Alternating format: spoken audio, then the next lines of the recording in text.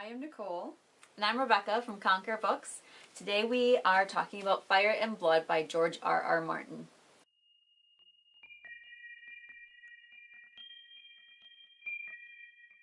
It is his newest book, which is a history of Westeros 300 years before the Game of Thrones series came out. So, just so you don't get confused before you buy, order, or borrow the book, this is not a narrative story. I was surprised, actually.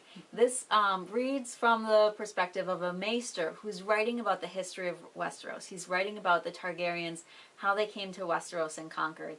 And so he is acting as a scholar. You're basically jumping into a 500-page history lesson of Westeros. Fire and Blood is written by George R.R. Martin, but it's really written by Archmaester Gildain. He's a historian covering the Targaryen rulers, events that started 300 years before the Game of Thrones. The Targaryens were dragon lords from old Valyria, just called Valyria back in the day.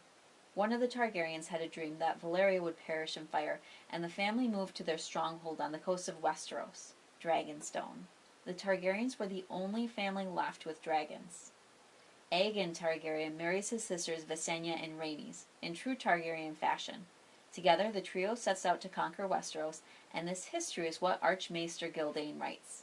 He writes plenty about court intrigue, who loves who hates who, and who's sleeping with who, as well as dragon lore and battles. I had never read a Game of Thrones book before, as we touched on in the last video, so I was really excited to get in and see what George R.R. Martin's writing style is like, and my eyes were watering in the first 5 pages, I will be honest, because this was not the story to start on. For somebody who's new, it is very dense, there are a lot of details to take in, but for somebody like Rebecca, who's been a big fan of the series since the beginning, it's a great thing to dive into and study the history. I was really excited to read it. I read A Knight of the Seven Kingdoms, which came out recently as well. It takes place about 100 years before the Game of Thrones events. And there's lots of Targaryens in that story as well, because the Targaryens are still full force and power. But that was telling the story of a knight and his apprentice, his squire. And so you get all of the characters and the setting and the richness that stories, come with. It read more like a synopsis of a story. There's all of these interesting things, and I mean, they are dark, they are interesting, they are scary, people fall in love and have kids, but they're written from a removed point of view because this maester is writing about this history. One of the things I did really like about it, though, was his sources that he used. He's working from books and songs and what the peasants talk about and all of these different sources, and he's trying to weed out what actually happened, what was kind of made up, what was propaganda from the Targaryens. And he has some really interesting things. Like, there was a book that this court fool wrote, so he kind of wrote this like tell-all expose, and then there was another story too. It was this kind of scandalous romance that had been written, and it traveled all over Westeros, going from brothel to brothel, and like people added on dirty stories and tales, and they took away.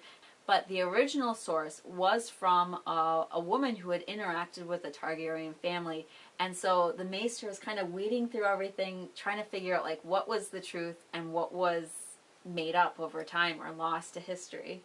We get to see a lot of Martin's creativity in this book, without the need to be bogged down by long descriptions or even introducing the characters into the world, since we already knew a lot about it. There wasn't much dialogue, but the way that he jumped from story to story and the creativity he used to get from story to story was pretty fantastic, and that's exactly the talent we saw in the HBO series, is the way that he builds drama really well. Mm-hmm. Yeah, he's a master. Yeah. So I guess the long and short of it is, should you read this book? If you love the Game of Thrones series already, that would be my recommendation. Mm-hmm. I agree. I think that if you have watched the TV show, you probably shouldn't read this as your first Game of Thrones book, even though chronologically it happens first. If you've read all of George R.R. Martin's works, all of his Game of Thrones books, and you are up for a 500-page history turner, then go for it. If you're looking for something that's a little bit more short and pithy, something that's in more of a traditional narrative set, definitely check out A Knight of the Seven Kingdoms. I think you'll find exactly what you were looking for. I've read them both, and I think that you kind of have to if you want to know all of the secrets of Westeros. And I do think that it picks up after page 150, and you really get into the characters. And I did refer to the lineage chart at the back a lot because they're Targaryens. They like to repeat names, and they like to have very similar names from generation to generation, which makes it hard to keep track of. But oh man, like the dirty secrets of the Targaryens are spelt out right there. So check it out. For our next read, for January coming up, we are going to be reading Good Omens by Neil Gaiman and Terry Pratchett. It's an oldie but a goodie. And it's coming out as a series in January? Early 2019 on Amazon Prime. There's no release date, but there is a very funny, cute, interesting trailer.